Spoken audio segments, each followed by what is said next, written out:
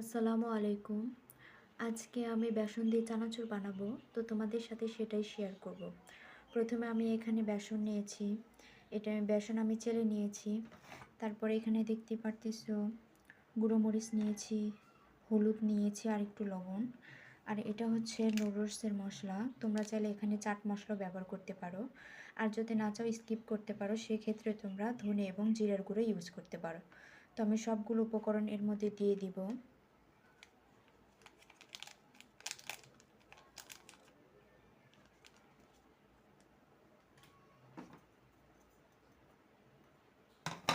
এবং এটা ভালোভাবে মিশিয়ে নিব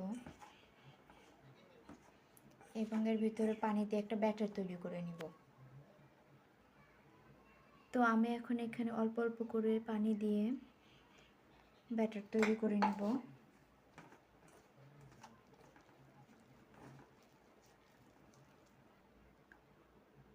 তো তোমরা দেখতে পারতেছো ব্যাটারটা ঠিক এরকম হবে, এর থেকে বেশি পাতলা করা যাবে না।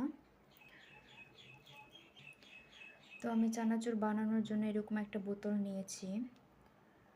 আজকে আমি চানাচুরটা বোতল দিয়ে বানাবো, আর রেসিপিটা আগে থেকেই সুজ দিয়ে কানা করে নিয়েছি। তো আমি এখন পুরো এই ব্যাটারটা এই বোতলে, তোমরা দেখতেই পারতেছো ব্যাটারটা পুরোটা আমি বোতলের মধ্যে তুলে নিয়েছি। এরপর চুলাতে একটা কড়াই বসে দিয়েছি, এর মধ্যে কিছুটা তেল ঢেলে দিয়ে তেল গরম হওয়া পর্যন্ত অপেক্ষা করব।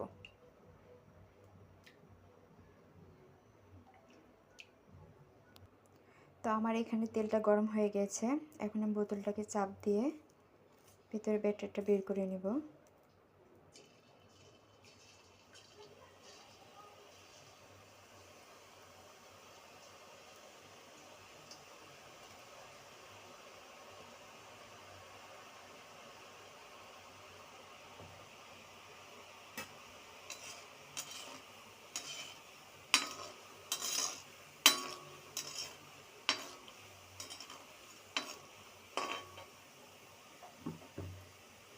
তো তোমরা দেখতে পারতেছো কত সুন্দরভাবে সহজভাবে চানাচুর ভাজা হচ্ছে। তো দেখতেই পারতেছো আমার চানাচুর ভাজা শেষ, এখন আমি এগুলোকে একটা বাটিতে তুলে নিব।